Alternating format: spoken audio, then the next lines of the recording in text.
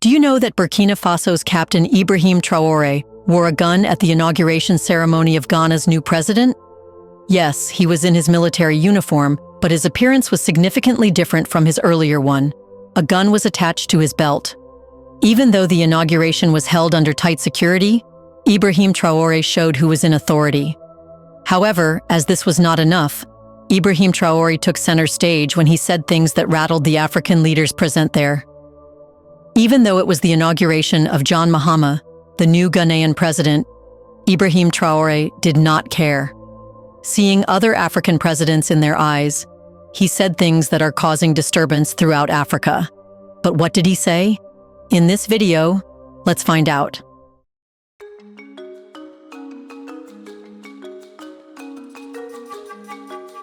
The inauguration of Ghana's newly elected president, John Mahama, on Tuesday, in January 2025, was intended to showcase the strength of Ghana's democracy.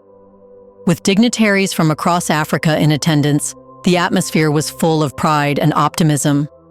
But as the ceremonies unfolded, a figure emerged who would redefine the day's agenda. Captain Ibrahim Traoré, the military leader of Burkina Faso, made his entrance, wearing his unmistakable military uniform. However, it was not just his appearance that captured attention. It was the pistol holstered at his waist.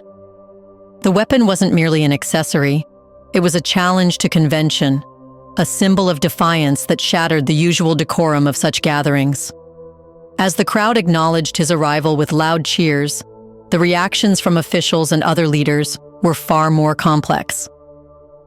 Some looked on with discomfort as Traoré moved with the confidence of a man unburdened by expectations.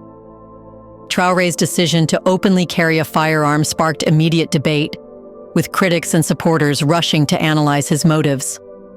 For many, it was a bold declaration of self-reliance, an assertion of authority in a region marked by insecurity. Yet others viewed it as a breach of diplomatic protocol, a signal of mistrust toward Ghana's ability to safeguard visiting leaders. Security analysts questioned how such a visible weapon could be allowed at an event hosted under tight security. Social media platforms were filled with divided opinions, with users praising it as a statement of Africa's unyielding strength in the face of imperialism. Ibrahim Traoré could wear concealed weapons, but he wanted to show everyone that he should not be confused with other weak leaders who rely on security for their protection. Ibrahim Traoré himself will take care of himself as he is protecting his country. Interestingly, it wasn't the pistol that ultimately redefined the event. It was what Traoré said. When he ascended the stage to speak, the atmosphere shifted. The crowd fell silent, and the weight of his words resonated across the gathering. Traoré began with formalities, extending warm New Year's wishes and congratulating President Mahama on his victory. But his tone soon changed, his voice steady and firm as he spoke of Africa's challenges and his vision for its future. His tribute to Burkina Faso's armed forces was stirring, painting them as defenders of sovereignty in an era of turmoil. "They fight with their bodies and souls so that our Burkina Faso remains standing," he declared. His words carried a sense of urgency as he called for the continent to acknowledge and support those who sacrificed everything to protect their nations. Traoré's admiration for his soldiers was clear, but it was the broader implications of his speech that rattled the room. Then he talked about insurgency, which not only Burkina Faso, but almost all African countries wanting true autonomy are facing. Everybody knew who he was talking about when Ibrahim Traoré mentioned insurgents, who are nothing more than those paid by entities to ensure chaos, give the impression of instability, and create fear. Traoré's words were sharp, linking the instability plaguing the Sahel to external interference. He urged African nations to reject the influence of imperialist powers and reclaim their independence. His words weren't just an indictment of the past, they were a roadmap for the future. While Traoré's message was aimed at all of Africa, his presence in Ghana carried specific significance. Relations between Ghana and Burkina Faso had been strained in recent years, particularly after Ghana's former president accused Traoré of harboring Russian mercenaries. Yet, his attendance at the inauguration suggested a willingness to mend ties. His speech emphasized the importance of cooperation between the two nations, particularly in combating the shared threat of insurgencies. Before we continue further, tell us, are you enjoying the video? If yes, please like and share the video and subscribe to our channel to watch more videos on Black Africa. Let's continue now. Furthermore, Traoré addressed the Burkinabe diaspora in Ghana directly, urging them to serve as a bridge between the two countries. The Burkinabe must be a solution, not a problem, he said, appealing to them to support Ghana's new leadership and contribute to the economic and cultural integration of the region.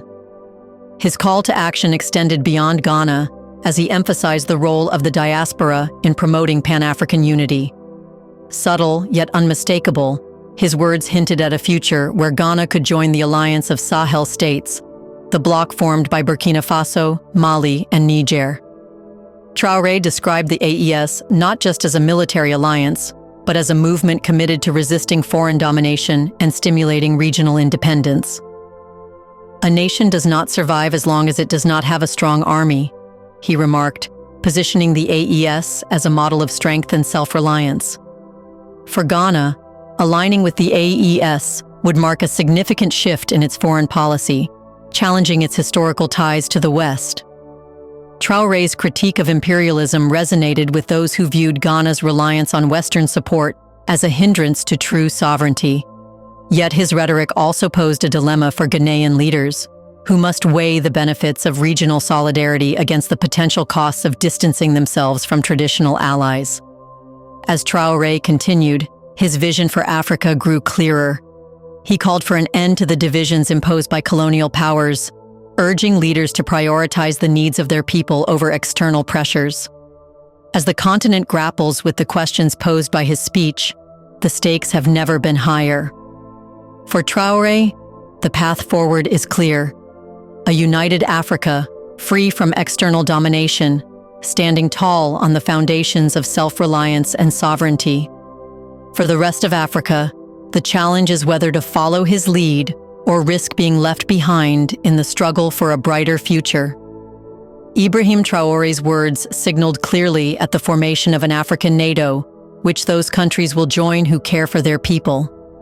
However, African countries run by the West's puppet would try to avoid joining the growing African Countries Alliance under the leadership of Burkina Faso, Niger, and Mali. That's what made most African leaders uncomfortable with his words. Speaking directly to a room filled with African heads of state, including those often accused of being puppets of Western powers, Traoré delivered a speech that rattled alliances, challenged the status quo, and unveiled a vision for a self-reliant, unified Africa. From the start, it was clear that Traoré wasn't there merely to honor Ghana's democratic milestone. His message, loaded with unflinching critiques of neocolonialism and imperialism, took aim at African leaders who, in his view, had compromised their nation's sovereignty for the benefit of foreign powers. IBRAHIM Traoré said that he will overcome imperialism, which has activated insurgents in the region to bring back the colonial times, leaving no room for ambiguity. His gaze seemed to challenge every leader present, daring them to deny the reality of his words. The tension in the room could be felt.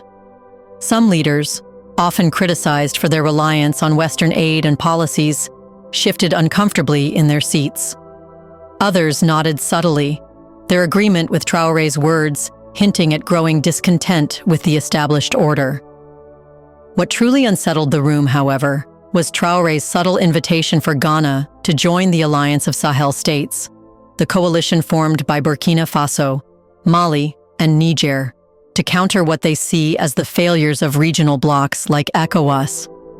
Without explicitly naming the AES, Traoré made it clear that a united front was essential for Africa's survival. Traoré's presence and words suggested that the AES wasn't just a military bloc, it was a political movement, one that could potentially redefine the balance of power in Africa. By attending the inauguration despite strained relations between Burkina Faso and Ghana, Traoré signaled a willingness to bridge divides.